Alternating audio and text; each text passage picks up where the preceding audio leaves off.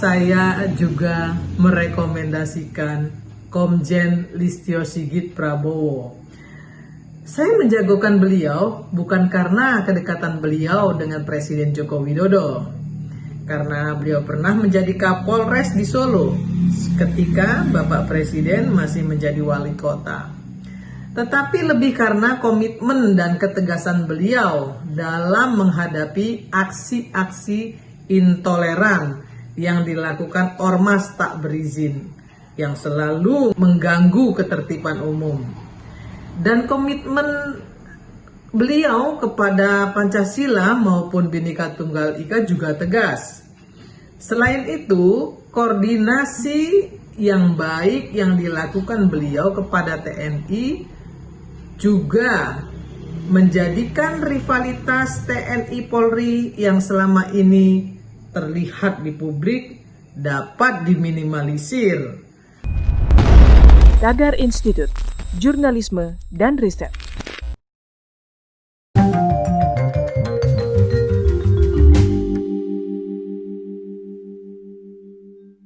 Assalamualaikum warahmatullahi wabarakatuh.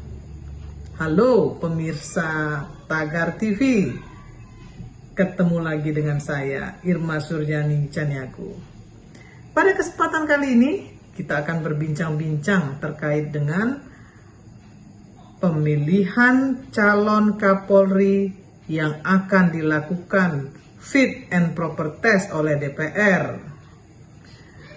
Menurut saya, dari 5 nama yang disodorkan Presiden kepada DPR, sosok yang pantas menjadi Kapolri adalah mereka yang berkomitmen menjaga Pancasila dan Bhinneka Tunggal Ika. Kenapa saya mensyaratkan Kapolri yang akan dipilih DPR dari 5 nama yang disodorkan oleh Presiden harus sosok yang memiliki rekam jejak dan komitmen yang jelas terhadap Pancasila dan Bhinneka Tunggal Ika? Jawabannya adalah karena Kepolisian Republik Indonesia adalah pamong rakyat yang memiliki kewajiban menjaga ketertiban umum dan menjaga persatuan dan kesatuan bangsa di bawah NKRI. Dari 5 nama calon Kapolri yang diserahkan Presiden kepada DPR untuk dilakukan fit and proper test, saya melihat ada 2 nama yang menurut saya pantas untuk diadu dalam fit and proper test oleh DPR. Yang pertama adalah Komjen Listio Sigit Prabowo yang saat ini berposisi sebagai Kabareskrim Polri. Dan yang kedua adalah Kepala Badan Nasional Penanggulangan Terorisme BNPT, yaitu si ganteng Boy Rafli Amar tentu. Mengapa saya menjagokan kedua polisi atau perwira polisi ini? Alasan rasional saya yang pertama adalah Boy Rafli Amar selama menjabat sebagai Kahumas Polri, beliau mampu berkomunikasi sangat baik sehingga informasi-informasi yang tersampaikan ke publik jelas dan tidak pernah kontraproduktif. Begitu pula ketika beliau menjabat sebagai Kepala BNPT. Ketegasan beliau dalam menangani terorisme berbanding lurus dengan sikap beliau yang menjunjung tinggi arti toleransi. Karena memberantas terorisme di Indonesia ini, hari ini adalah sama dengan memberantas sikap-sikap intoleran yang selama ini merajalela di Indonesia. Dan saat ini Indonesia tengah diterjang sikap-sikap intoleran yang dibungkus oleh narasi-narasi agama. Oleh karena itu, saya menilai Boy Rafli Amar adalah sosok yang tepat untuk menjadi Kapolri. Pemirsa Tagar TV, mau tahu calon kedua yang saya jagokan untuk menjadi Kapolri?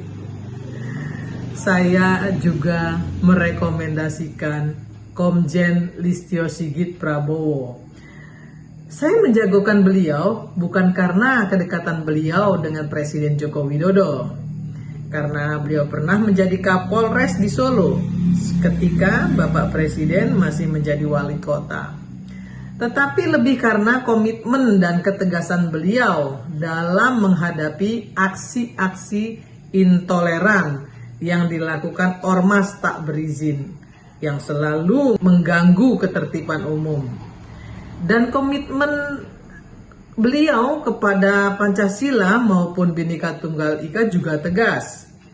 Selain itu, koordinasi yang baik yang dilakukan beliau kepada TNI juga menjadikan rivalitas TNI Polri yang selama ini terlihat di publik dapat diminimalisir.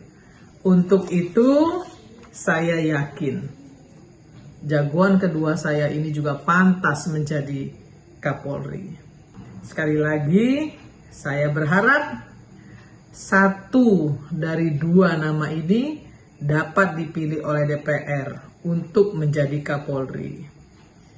Bahkan, saya juga lebih berharap lagi agar mereka berdua bisa menjadi duit tunggal dalam menakodai kepolisian Republik Indonesia untuk mengawal keamanan dalam negeri Indonesia sebagai Kapolri dan Wakapolri.